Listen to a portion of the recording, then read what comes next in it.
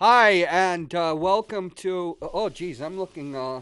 I'd like to say pugnacious, but I look like a pug dog with a gut hanging out here.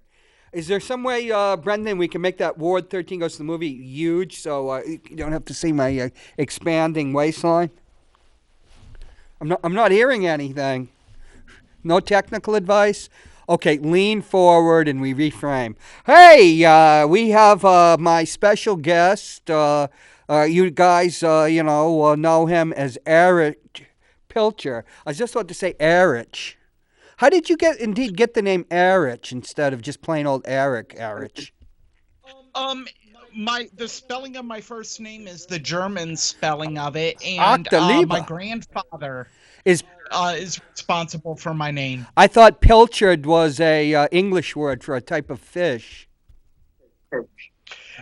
No, my ethnic background is German Irish. Oh, generally that is a good combination, because you take the volatility of the Irish and you mix it with the Germans, who are supposed to allegedly have a more even temperament, unless they're going to war, and then all hell breaks loose. Now, both the Germans and the Irish seem to have lost every war that they ever were in. What do you say to that, Eric? Eric. I mean, I I don't know. I often get asked about the Germans in war because of my heritage, and I'm like, I generally don't back losers. Well, we are going to be talking about the Red Sox later in the show, so I think that you're probably going to have to eat your words. Ah, yes. Okay, Eric, you wanted to do part two of Casino for a long time. Here's Casino part two. Eric Pilcher. I mean, you. I actually, in the time we've Oh, can had we between see part one Eric and so I can relax? part one and part two, I'm letting it all hang out I. now, Eric.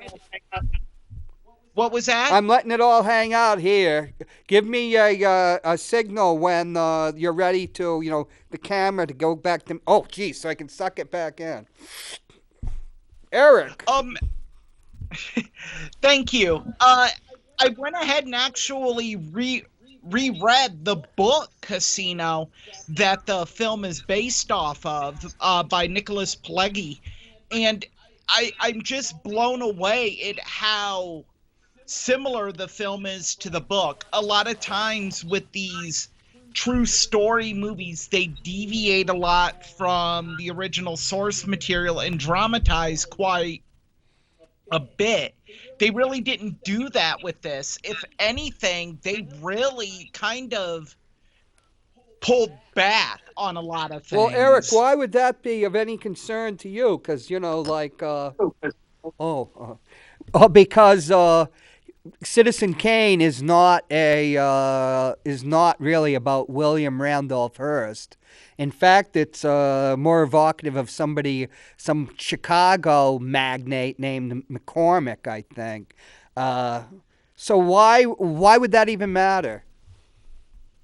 Well, I mean, in regards to the specifically gangster films, when they are based off a true story, I often like to compare the film with the real story or the best story that we can have documented. And there's a lot of times that I've walked away from the film just thinking, okay, that was good, but they really left out a lot of key things, such as Martin Scorsese's Goodfellas left out a lot of major parts and pieces that were in the book Wise Guy that would have been very important. You mean but the fact is, well, when we get back to that, my pick for the greatest movie ever, greatest American movie, The Godfather, has no basis in reality whatsoever, except vaguely, very vaguely evocative of certain mafia personalities that came to prominence in the 40s and 50s. What does that matter? It doesn't matter at all, does it? Well, it does in a sense that Why? that I think if you include based upon a true story, you want to compare and do your own research and see how close it was. The Godfather is a great story, but never was it implied that it was a true story or based off a true story. Eric, based on a true story is just a marketing hit. Nobody would take that seriously. Uh, I have a tendency to do that. What generation are you? I was born in 1983. You were born in 1903. That was a year before my grandmother. Man, you are looking very spry for 118 years old. I'm 39. So you were born in 1993? 83. 83. Sorry. I'm 63 and, my mind doesn't work anymore. It's full of sludge. The sludge you'll get over the next quarter of a century. I just don't At really least think I have it. I something to don't think look it forward to. matters. What are you doing? It sounds like you're oiling the what's it? The Tin Man from the Wizard of Oz. I don't know. Maybe I had some feedback there. My See what I apologies. did? I opened up my vest to create another layer. So I've lost already 10, 15 pounds. Amazing, isn't it? Now if I can only get rid of this triple chin, I'll be thoughtful, Eric. Eric, what other films pissed you off because they said they were based on a true story, but were a bunch of crap, like JFK, for instance, Uh Oliver Stone's movie, brilliantly made but full of crap.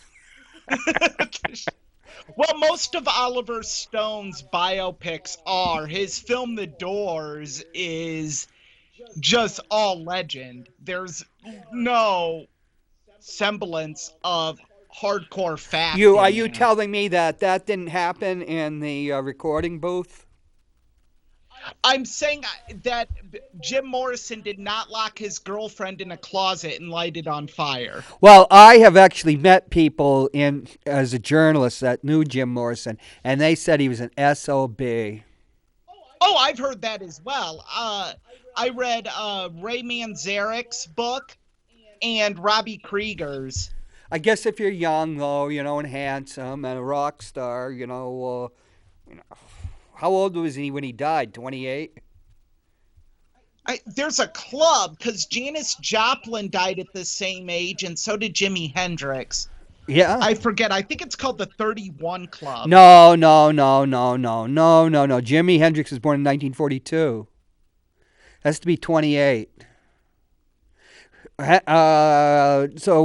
Let's get back to Casino. Let's show a second clip because, see, I see Casino as a love story. And if it didn't have this spine of a love story, just like Goodfellas had its domestic story between Henry Hill and his wife, I don't think it would be as great as a movie. So let's see our second clip. Well, for you folks that saw part one, which was rerun last week, and this show originally was broadcast on October 26th, and we finally got to part two, Eric. In one of the first clips I had was a exposition scene where Sam, the Robert De Niro character, talks about watching, how critical it is to watch when you're in Vegas. Everybody is watching everybody else to see that they aren't stealing. But which is a great metaphor for a filmmaker and a great filmmaker like Martin Scorsese, because what is cinema but watching? But the great thing about, I think, the great irony of this, and I do think, one of the first things when it starts out, Eric, he says, when you're in love, you've got to trust somebody completely. So it already stakes out its territory. It is a love story. Is that Ace, the supposed realist, in fact, is not realistic. Ginger is far more realistic than Ace. She has a far more acute vision when it comes to reality.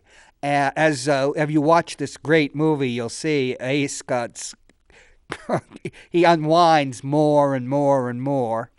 And as for watching, is watching, but he just doesn't see.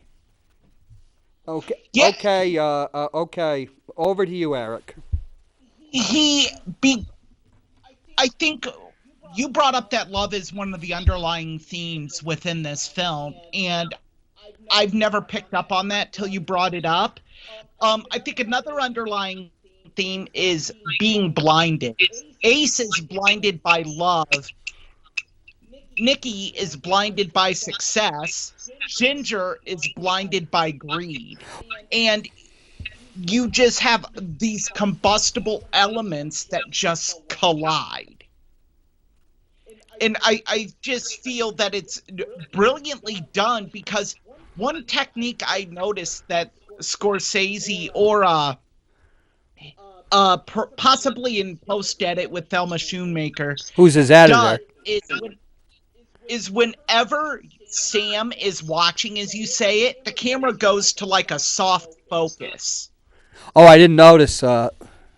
Yes, like if you notice when Sam is talking to the county commissioner in his office about rehiring his cousin. We have that. We can watch it after you talk about it. Anytime it goes to the county commissioner, there's kind of a soft focus there, and and as the scene goes on, to me anyway, and focus is arbitrary. Well, It in a film, focus is not arbitrary. it it kind of shifts a little bit, and I think that's one of the things you see. And they also do a lot of eye matching, where you talked about it in part one, where the car goes across Sam's sunglasses, Right.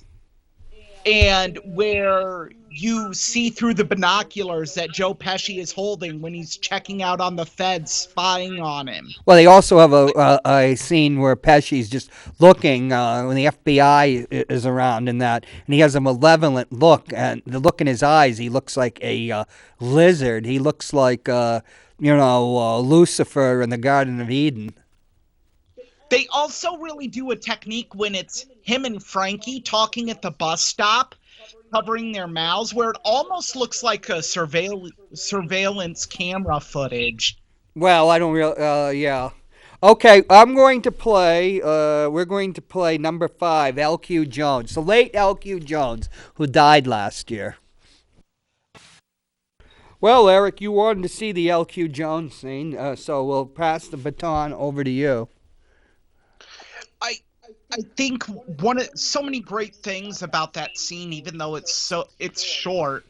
One, you just really see the separation between people like Sam and the people that control the government in Nevada, and they both have egos. Sam is thinking about the casino and the casino only, whereas this guy, it's the county commissioner, Pat Webb.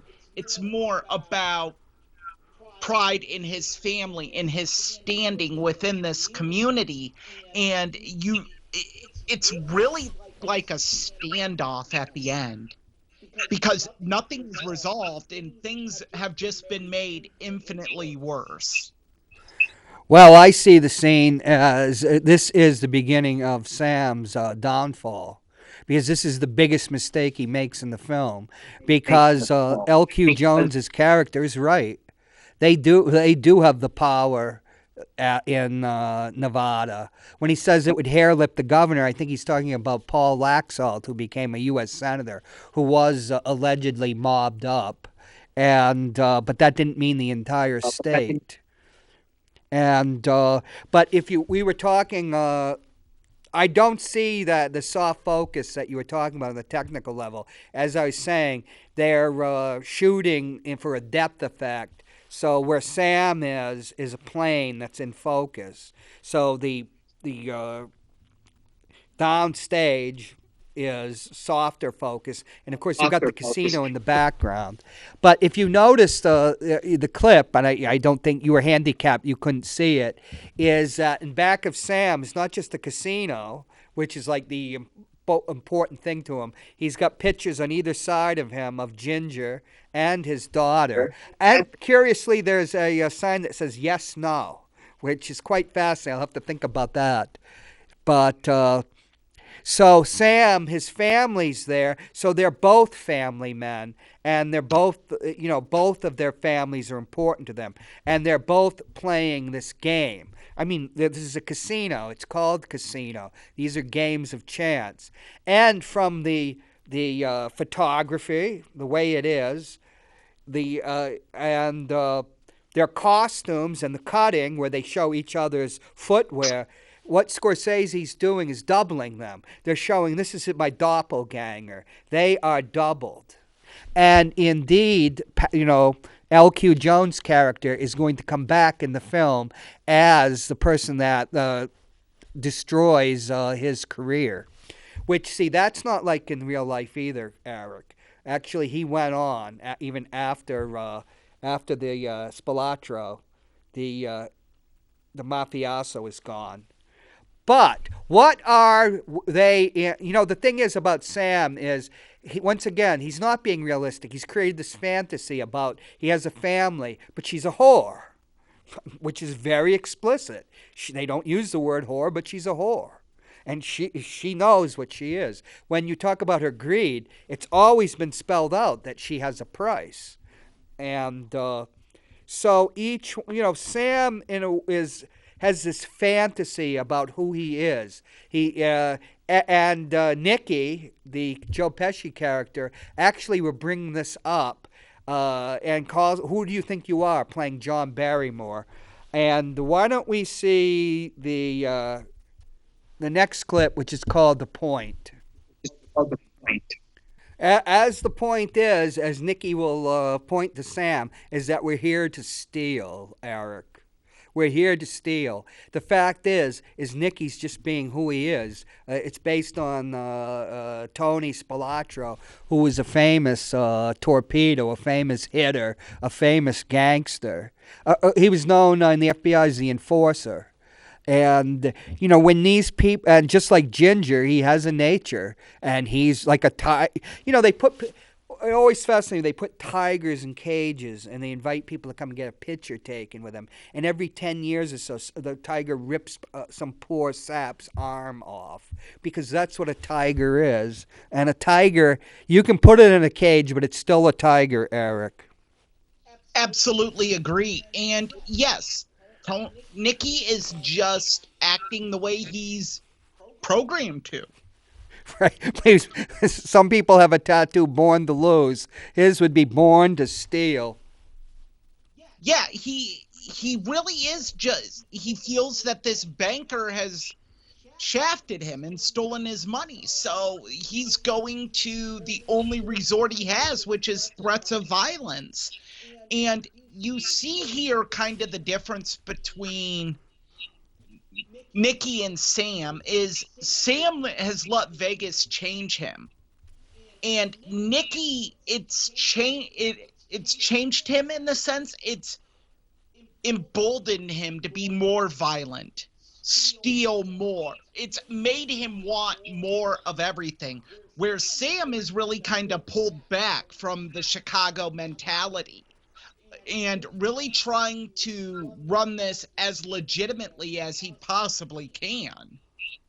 Well, the thing is, Sam is not muscle. He is a handicapper. And that's what he's a handicapper even in Las Vegas at this point, when he's being put as the head of a casino, which would be inappropriate to put him as the head of the casino. The boss is really screwed up. I think that is part of that what you understand in the film, but they're no great geniuses themselves. And he remained a handicapper right to the end of his life, even after the climax of this film comes and disaster rains down. Just as in, and there's an attempted on his life, he still remained as a handicapper in Las Vegas and later in Florida, because as he says, he made the bosses money. He made people money. And he really did. I remember growing up, every year I'd get my fantasy football draft guide, and in without fail, every year there was an ad for Lefty Rosenthal's betting. Like, you're guaranteed to win if you bet with Lefty. And so yeah, he really did make a name for himself, and the film Casino helped him exponentially. Well, in real life, Lefty Rosenthal wasn't exactly the wilting romantic flower that Robert De Niro is. He was pretty ruthless himself, and he was feared. But it's not that's not the story Scorsese wanted to tell. As I believe, it's a love story. It's a love story between a man and his games of chance, for his woman, with Nikki for the life of being a criminal, which is kind of like Goodfellas and that character that Joe Pesci played. He just wanted to be a gangster, except that guy was really a very low level type of guy, where Nikki, Tony Spilotro, is actually pretty high up, without being a capo. Well, he did have his own crew, and it was a real Yeah, crew in Las Vegas. yeah, he was a captain, and I believe he was designated as a captain out in Right, and Vegas. that is a very significant thing. And taking him out, which is part of the movie, is a delicate operation, although not handled very delicately in the movie No, or as in real life. no. But we are not going to show those clips. A message was definitely sent with the death of Nikki. Well, you wanted to one scene that you like that shows Ace's character. And we're going to say Ace, although I believe it is based on Lefty Rosenthal in reality. Is his obsession with he was an obsessive personality. Can we see our last clip, number 6, about blueberry muffins? Oh, Eric, there's your scene, and take it away. I love that scene because it just shows how it's really displays how people crumble under the expectations of Sam. His own wife crumbled under the expectations that Sam has of her. This chef looks just browbeaten when he says, "Do you know how long that's going to take?" And it's Sam's quest for perfection in everything he does. Everything has to be right. When he confronts Don Webb's cousin, uh, in the first time he confronts him about not having the big winning machines in the front, he said, "Listen, there's three ways of doing things: the right way, the wrong way, or my way." But that's a standard rhetorical trope. There's the right But way, the wrong way, and the army way, which was even more wrong than the wrong way. But that was but understood. but again, that's just Sam's character and how he just puts so much pressure on everyone to live up to his standard. Not just and it's not just any old standard, it's this standard of better than everyone, doing everything to perfection. Well, the movie's about, in the broad view, is that they've taken the Chicago outfit, the mob in Chicago, which is probably more powerful than the New York families, and definitely had a great suzerainty over the West Coast and Las Vegas. What they want to do is skim the casinos, take the skim, where they take the money before it's even counted and declared. And that's why Ace is sent out to for one of their casinos. And what Ace knows is that he's got to keep that ship steering from sinking, because everybody's trying to steal. And sending Nicky out, which was Tony Spilotro, to provide muscle so that other mafioso didn't muscle in on this operation. That's like what would be. This is a very old joke by Bob Hope. That'd be like letting Jackie Gleason free to roam at a delicatessen overnight. You know, Jackie was famous for being fat in the old days, but you were born after Jackie Gleason died. I guess it would be like I can't think of another metaphor, but I and also another line, so many great lines in that film is when Ace has a voiceover. He said Nicky was dreaming of his own Las Vegas, and after he's put in the black book, that's when things go really off the rails. He starts doing hits, high name heists, start stealing from hotel rooms. Like he's literally a one-man crime spree throughout Vegas and the surrounding areas. yeah, but that was inevitable. Yeah, I wanted to say, well, maybe not. Maybe if he were able to stay in the casino, but that was never going to happen. But you don't, the essence of tragedy is that you fall because of the faults that are part of your character. And Thomas Hardy, the great poet and novelist, 19th century English writer, said a man's character is his destiny. And all of the characters are done in by the flaws in their personality. Like you said, with Ginger, it's greed. With Nikki, it's this this violent, compulsive, violent nature. And with Sam, I think it's a pride. He's proud as a peacock that he is the top handicapper in the world. The thing is, when you get into the reality behind the movie, which isn't there, of course, in order to have your picks work out, I mean, you are getting information on the QT from basketball players. You're having people from like the Winter Hill Gang, the Irish mob in Boston, shaving points with Boston College players. And, there's always the hint of violence.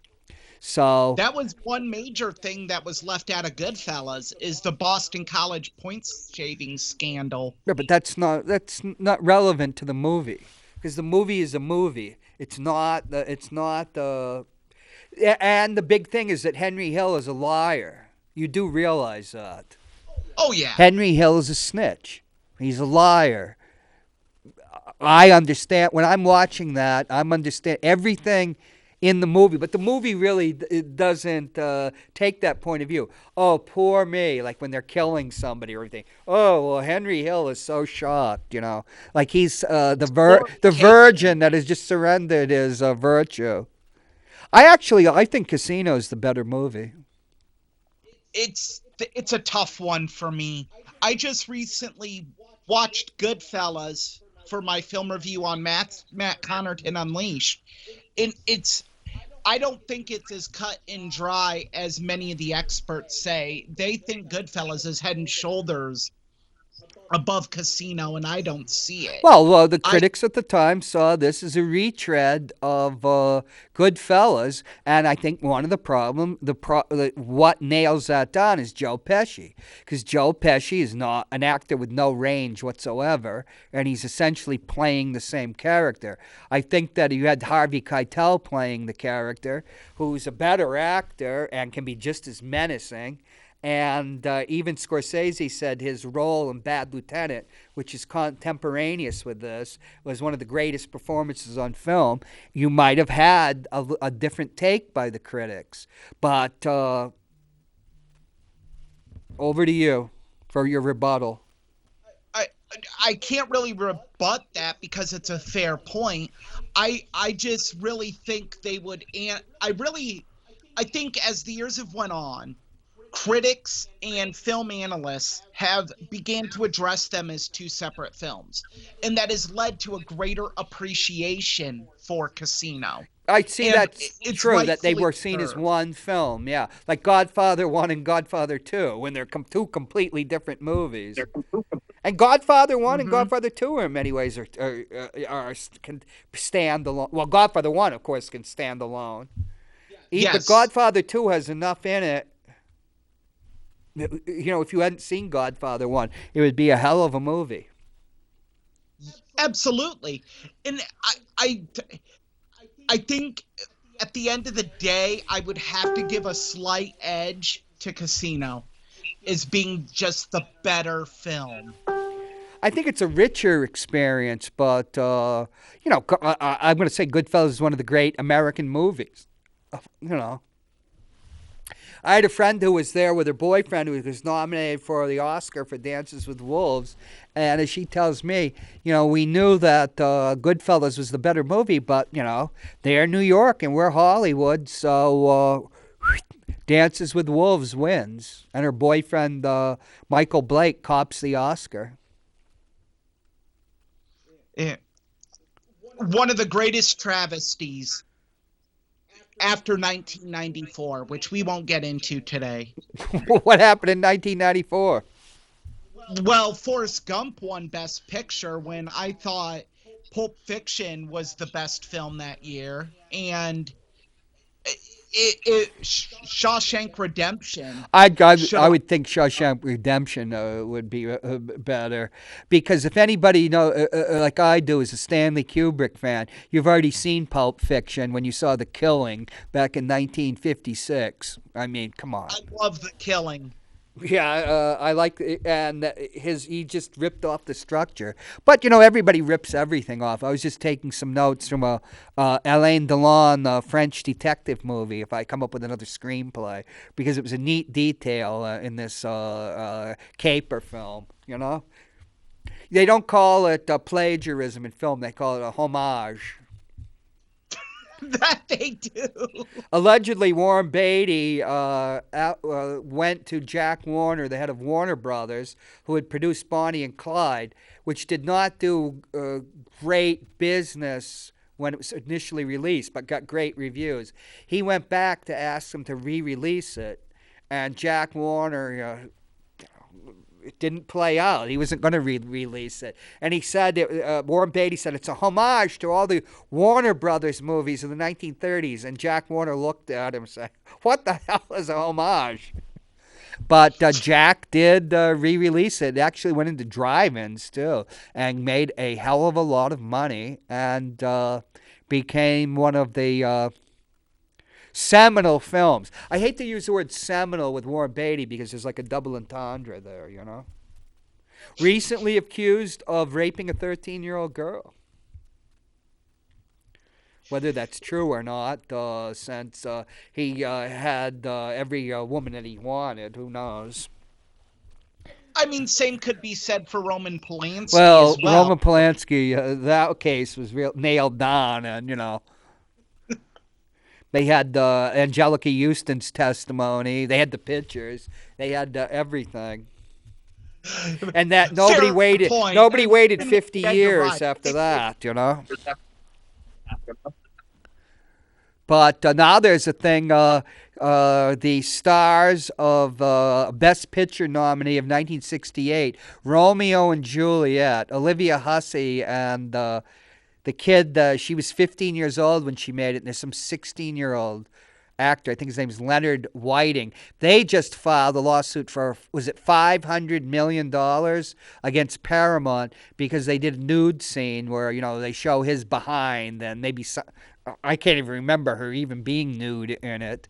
And they want, they're saying they're trafficking in child pornography. This destroyed their lives. It's funny because if you read the 2018 biography of Olivia Hussey, all she can talk about is the director Franco Zeffirelli, how he was wonderful. She used to see him once a year and give him a kiss, how that made her career, and how wonderful everything was because of that movie.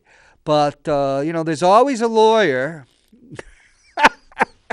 And there's always money to be Well, made. there's a reason why there is a statute of limitations. I mean, memory is scientifically by actually valid research, not some crap they just published in Psychology Today last week. Memory is incredibly fallible, and the dropping off of memory is almost instantaneous, and you can actually coach people to have false memories. But the idea that this was something that destroyed her life, I guess it was so traumatic until California rolled back the statute of limitations for a year. She just couldn't remember it in 2018 when she published that the autobiography. And I guess we are enabling exploitation of all sorts of people by not believing her, Eric. Well, I don't Uh, know what you believe. Shucks. Yes, folks, and Mia Farrow's brother is a convicted child molester who did 10 years in prison. 10 years for molesting two boys.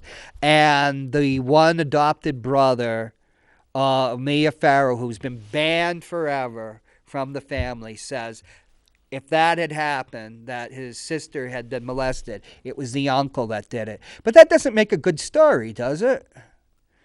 It just doesn't. That it was Mia Farrow's brother. It's got to be Woody Allen. So we destroy one of the great geniuses of American cinema because there's something innate in human beings, and it's there in Casino.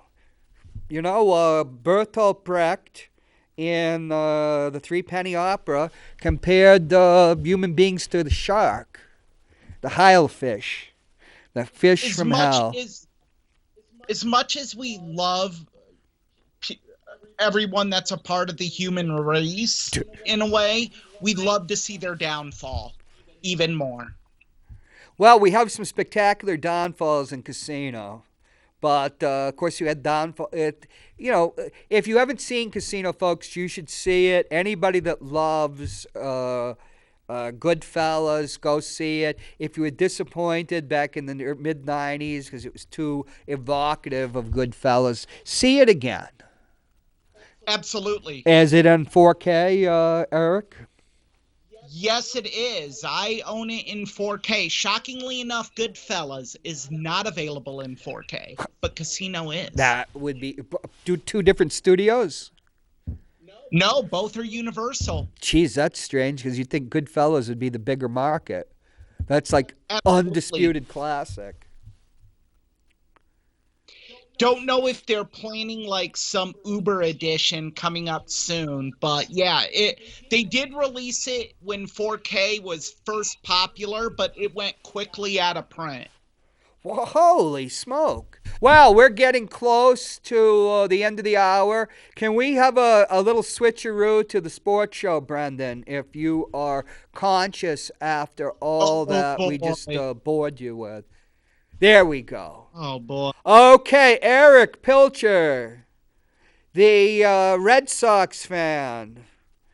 Welcome to life as a lifelong Red Sox fan. Take it away, Eric. Tell us about the Boston Red Sox great off season so far.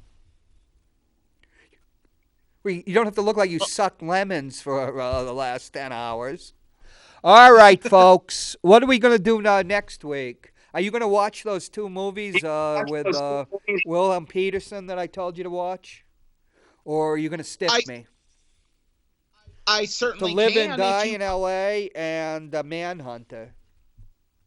I can certainly watch them so I can be prepared. All right. I will send you the links to those motion pictures. And then maybe in the future we can do. You seem to be one of these alternative Academy Awards people. If you want to do one of those shows, I'll bring in my Oscars. Not that I won them, folks. They're just movie memorabilia. Yes. And one of them's under that lock that and key, so that one's not gonna. that would be fun. If I can find it, it's probably lost somewhere. Now I'm just babbling, so we're back to normal. And yeah, it's a good thing Mr. Baseball's not around because there'd be a lot of gnashing of teeth and rending of our clothes. Isn't that part of Festivus? Feats of Strength Oh, is a there's no part of gnashing of Festivus. teeth and tearing of clothes in Festivus? It's the airing of grievances, feats of strength, and the feast. Oh, okay. And Rocky, did you win the feats of strength with Rocky Huber? No, Rocky, my pit bull dog. Oh, okay. That's yeah. Rocky won those feats of strength. Okay. All right, folks. We'll talk to you soon, Eric. We'll see you next week here at We Pick Your President presents Ward 13 with yours truly, John Hopwood. Adios.